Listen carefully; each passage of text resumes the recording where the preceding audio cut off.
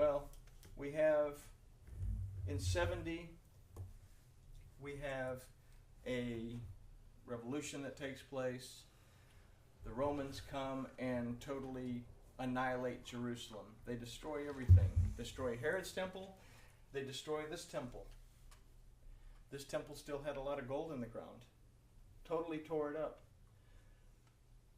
So now we are right here, and people are still praying at the Wailing Wall facing Herod's temple. So 3 temples. Okay? But it's showing us that all throughout history, the temples are not as relevant as what we're doing, and we're constantly doing it. We get to a point where he gives us rest. We get to a point where he gives us peace. And for some reason, Cain keeps wanting to kill Abel. That the carnal side of humankind continues to take over. So today, here we are. Where are we going? Where's the next step? Because we're running out of screw. Pretty soon, you screw the screw in far enough, that's as far as it goes. I don't know if that answered your question, but hopefully it gives us an overview. It gives us an overview of what's going on. Where are we? Because that's the question we have to answer. All right, we got that one out of the way. Who's next? I want to ask a question. Okay. Do the Jewish people think of themselves, and did they ever think of themselves, and do they today think of themselves as being the chosen people? That's actually a good question. Do the Jews today think of themselves as being the chosen people? I don't know if it's as much of them thinking themselves to be the chosen people, but whenever you watch a Jewish lesson or read a book written by a Jew or a rabbi, it's always saying that we as Jews have to do this, or this is for the Jewish person. The Jewish person is the one that's going to find himself in Gan Eden. The Jewish person has a soul. The Jewish person, it's always talking about the Jew specifically. So they see themselves as a particular person or people set apart as Jews. So I guess in a sense they do. The worst thing is that we don't understand, or most people don't understand, the children of Israel. And we think, well, the children of Israel, those were the Jews. But we don't understand that if we break that down, like we've said before, that Ben Yisrael, we say Ben, Bana from Ben means to restore or to establish. And Yisrael means that Elohim prevails. It also means to wrestle against Elohim.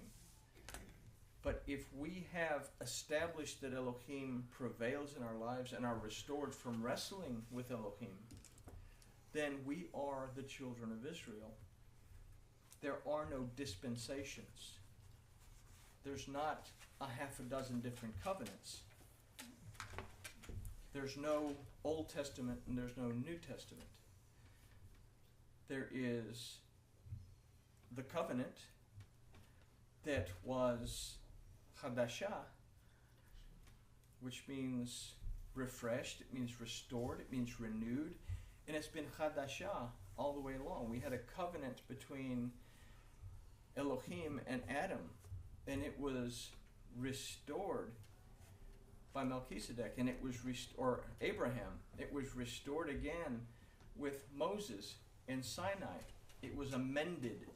There's nothing new about it. It's the same covenant. The covenant is that Elohim wants to have a relationship with humankind. Not Jew, not Gentile, simply Adam. Adam wasn't a Jew. Adam wasn't a Christian. He was humankind. All of us. And Yeshua didn't bring a New Testament. He shed his blood in order to restore a covenant that we had broken, that we continue to break. And we're still breaking it today. So that's why we've talked about Yahshua as a concept that was made possible by Yahshua the Son of Man. So they see themselves as Jews, as a race of people. The idea that they belong to Elohim, I think, is kind of shifted off to the side. They're Jews, kind of like Spaniards are Spaniards, or Hispanic people are Hispanic people, or black people are black people, Jewish people are Jewish people. Cultural. Yeah. Yes. Question. We saw a teaching the other night that was talking about the Passover Seder being a covenant meal. And it said that if you invite people that are not Torah keepers or Sabbath keepers, they are not to partake of the Seder. They can come and be there for instruction, but they should not partake of the Seder. Now, they can eat the meal afterward, but the Seder itself should be only for instruction for them, because once they do that, that's a covenant decision. Do you agree or not disagree? And in that, there's truth in that. Okay? There's truth in that. However, remember, we'll go back in the Torah, that it was also for the stranger in your house. That person happens to be in your house, they are protected by the blood. That's true. As a rule, well, let's go back to what Yahshua told us to do. He said, go to the nations, teach them, immerse them in the Word.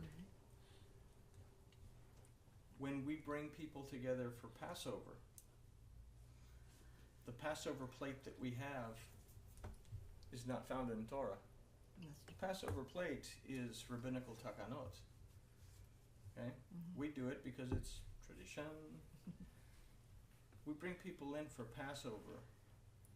Hopefully, we are teaching them about what it is to have a relationship with Elohim, what it is to become the bride and say, I do to the groom. And hopefully the people that come in leave wanting to have a relationship. Not everyone that comes to the Passover meal leaves wanting to have a relationship. Some people simply come to eat. I understand it, but once you take that cup with the Passover meal, doesn't it mean, yes, I say I want to have a relationship with you, and when you're not honest and sincere, that might be a problem. Well, we go back and consider what Paul said. And again, this is why we have the time before Passover to reflect. Right. Where am I? What do I want to do? Most of the time when we invite people to Passover at Seh HaElohim, these people are wanting to say I do. Absolutely. And they're wanting to learn. But Paul made it very clear, don't partake of it if you're not sincere. It will make you sick. And in a way it's a good thing, because I want to believe that illness is that it will put a conviction on you and make you want to make teshuvah. Right. If you partake of it, and because you're here and you're just partaking of it to be partaking of it, and you're not sincere, well, of course you're going to fall ill because you're not in that relationship. So basically you're just going through the motions. So in the end, it's like you said, in the end he'll say, depart from me. I mean, we want them to come in and we want them to learn it, but what I'm saying is those who partake of it just because it's in their eyes it's tradition and everybody else is doing it, so I'm going to do it. And that's a quandary. People have become desensitized. People have become desensitized to a relationship with Elohim. You have communion at church. Most people go to church because that's their relationship with God. They go to church for a couple of hours a week. They've done their God duty. That's all it is about. The whole God's not even a real thing most of the time. So they take communion. No big deal. But people that come to a Passover Seder, hopefully, have come to a point, and it's not. And hopefully that's it true. doesn't always happen this way, and she's very right. But for the ones that do want to make that commitment, they're the ones that are making the covenant. The people that do it just to do it, like Mickey says, yeah, Well, that's they're what I was they're making the trying to vow say to enter that into a Mickey- covenant, Should they be? but they're not a part of the keeping the Seder covenant, if so they're to not? speak. Does But that not how- put a curse on them? Huh? Does that not put a curse on them? Well, I would see that it would. I think that it puts conviction on them. Well, Not so conviction. much a curse, but That can be a curse hopefully they sometimes. start That to wonder. conviction can be a curse, yes. But that might be a good thing also, right? Yeah. Rose? Absolutely. I see Seder, and I've been to a couple. I see, now, not knowing anything about, not being Jewish or knowing anything about the story, but I've learned the story is all about coming out of slavery and coming into the salvation of a Savior. God saving you, bringing you out of a place, and it is a change. It's should you got to be. take some It should action, and be. you got to choose that. So it's like to me it's very, very deep and very spiritual. Yeah. It is a very deep and spiritual thing. It's a Think about the very- Passover, though. It is like being married. It's the covenant. When you Marriage. go to get married, hopefully you're in a point where you are committed to that other person. And hopefully in the Passover, in the Seder, we are committed to a relationship with Elohim. And it's just like Lorraine said, when we say, I do, we better mean it, because how many people get married and, a couple of weeks later, the marriage is annulled, or it ends in divorce a short period of time later because they didn't get to know and they didn't take what they were doing seriously. So that takes us to a question. What can we do to help the people that come to Passover with us Understand. to understand That it's a covenant. the importance of the event? Well, I think perhaps most of them are coming from communion. That's all Mhm. they know, if they're strangers to the Messianic Right. law. So I think if you would take time before everybody Before the gets started, Seder. And we understand that you're used to communion, you're not used to Passover. Let me explain what it is and what it should mean to you and what it will mean to you afterwards. Right. I think That's pretty much I what think the it's a Seder does, teaching. though, as you It's go a through it. teaching Yeah, I thing, guess I because do. just to sit down and take it, they don't Yeah. understand. And that's so. No, that's why we have the that's Seder. why we have Because we go through this long Seder, the teaching. our Exactly. mouths Remember are teaching. salivating, waiting for the delicious food. But we go through the Seder to teach very I specifically said, no, there's no more to what it than all that, of this dear. means. And hopefully within that teaching, Yes. people will recognize, okay, this is more than just taking a little cracker and a little doohickey of grape Exactly, juice. more This than a is Lord's Supper. making a lifetime commitment. That's the word, yeah. And I just think but you should again, be serious the in your responsibility relationship, or at falls least back try to on work your all of us. relationship. Because what have we learned over the last It's few a weeks? mockery if you don't. That we are all teachers and that we all share the responsibility. So I think that we should just, And I think they have to Live be by taught example. because they're not taught anyplace else. Right. So But- it's our opportunity at the time they come. what is the thing? I can't never But pronounce it. even as they're asking or we're What's it inviting, called? we need to let them Permanent know thing to go that this by. is Can you put like something taking in there communion. to If explain? you want to come to our Seder, It it's does, gonna it's be gonna like have- take, but I'm like, thinking- you're gonna have, No, it's a- I don't know. I don't know what Right. to do. And that's, Because we've never, I've really never, I've had the connection, but tonight it's been even more of a, wow. Thanks for bringing Yes, that out. wow. That this And- is- Good this question. is something that we Really? need and Because we have, it's been all about, come to this wonderful dinner that We'll we're having. party and Yeah. we've been Yeah. to some big Seders that just party and party and party and party for 2 or So- 3 hours and slip in a few So things. we're growing.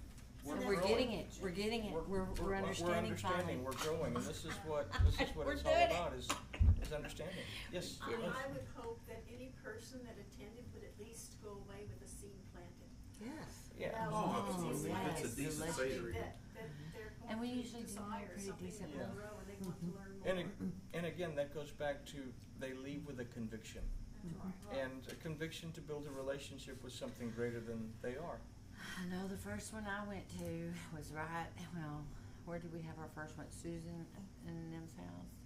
Well, our first Well, one for us, was at for, Victory with y'all. Christian, I think that we had all together. Oh yeah, Victory Christian, when we had the big one The there big one there.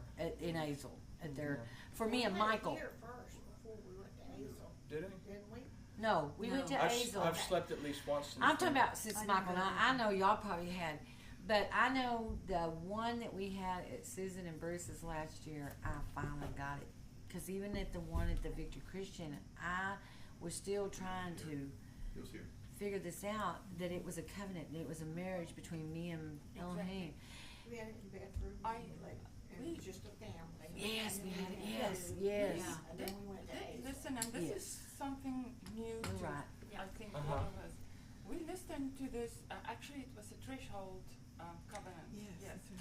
So, and the guy that was Threshold covenant. on this video actually said something that was striking to me, and they can be married. He says, well, he always thought that the marriage between Yahweh and Israel was at Mount Sinai, but no, it was with the Passover meal because there was the blood. It's a Mhm. blood. They just broke it at the mountain, and they had to redo it because, you know, There's Well, this Covenant went back. well, The marriage and the covenants from the original, right? Yeah. well, the marriage was between Yahweh and Israel took place. We always thought it was Well, on the mount. specifically but, yeah. the group of people of Israel. Yeah. The group of- larger grouping of people. Yes, but he made the claim, no, it happens during the first Passover. Mhm.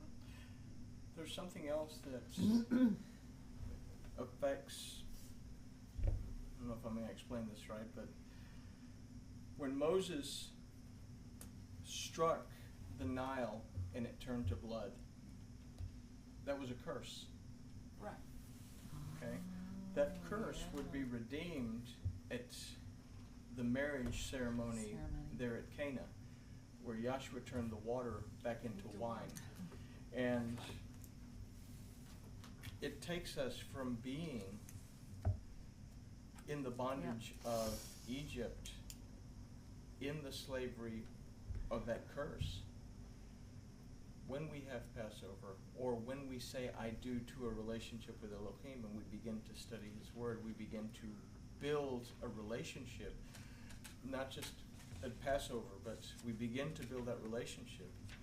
We are basically partaking of the wine because we are moving from one state of life into another state of life. So when we have Passover and we take that wine, we are actually confirming, yes, I do. You know, I really like it because it is a blood covenant, and we cannot drink or eat blood, and like you say, because Yeshua turned